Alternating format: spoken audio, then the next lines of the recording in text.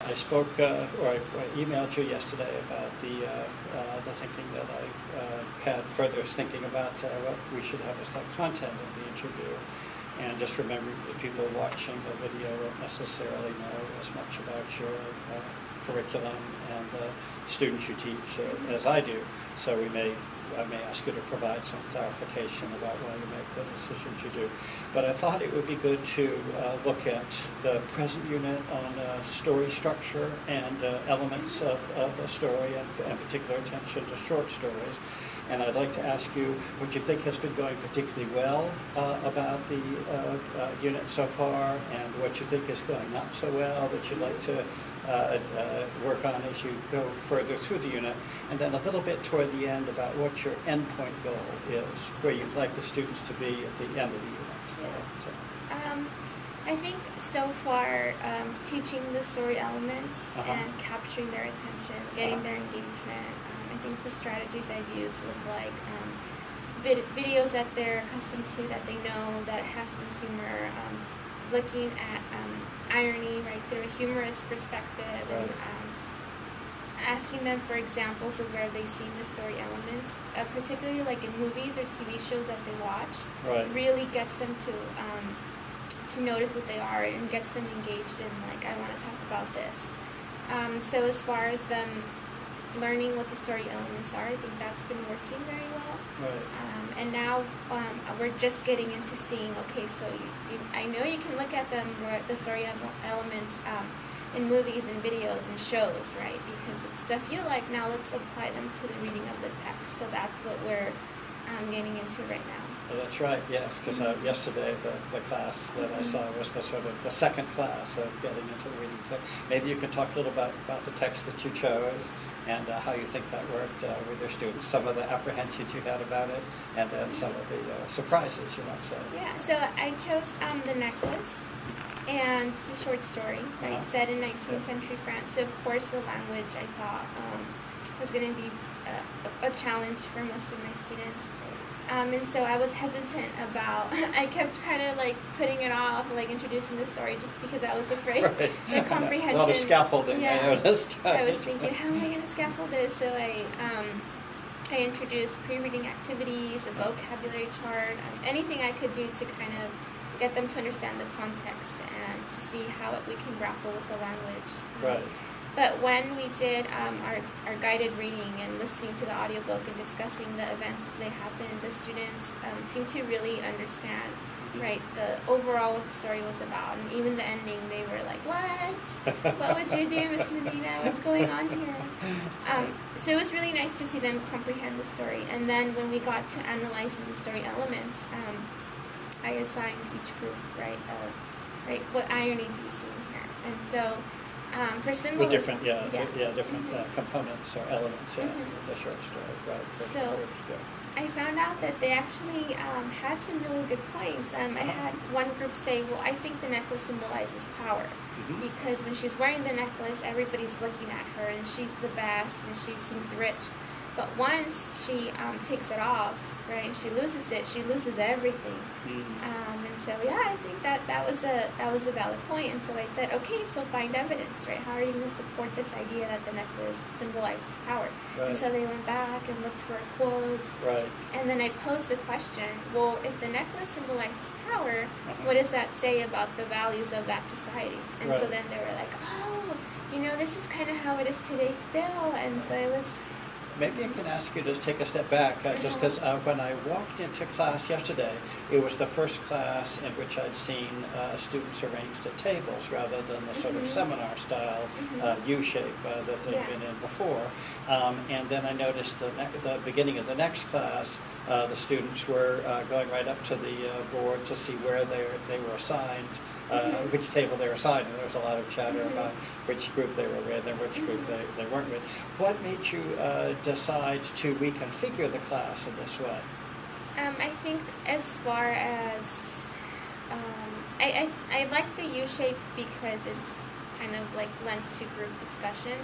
But I think before we can do the group discussion, they have to learn how to listen to each other in a group before they can do a whole class listening. So I thought, maybe I should have started off with a group instead of a the U, shape, yeah, so yeah, that they can learn how to listen close up to each other, and then we can get those skills, and then maybe try the U shape later on, maybe towards the end of the year, right, when we can learn how to have whole group discussions. Right. Yes, it's interesting that with the writing project, we find that that's exactly the case.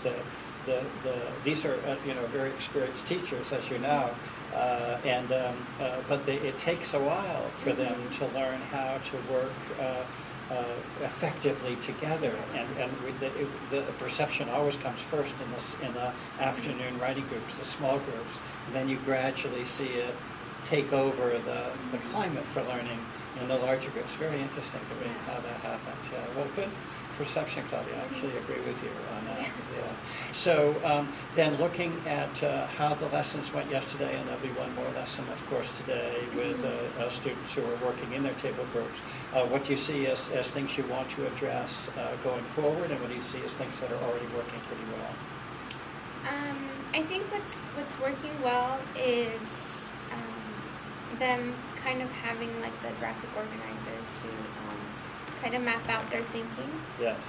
So I really like, that they have a space to put it in their own words, right? What do you think? Yes. And then the evidence, and then really looking into why this is important, what effect does it create in the story, what is the author trying to criticize, what is he trying to say. So giving them space to kind of separate their thinking worked well. Right.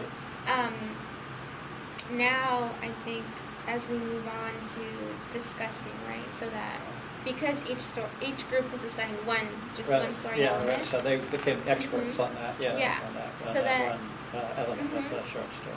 Yeah. So now moving into teaching each group about that one element, so that they all can see the complete picture. Right. So each group is going to be assigned to teach all the other groups about their particular element of the short story.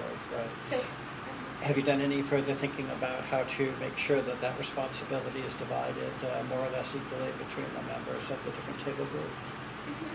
Well, I was thinking, so they're going to do the gallery arc and just have the information written down. But of course, that's just copy and paste. It's not really getting them the other group members to think.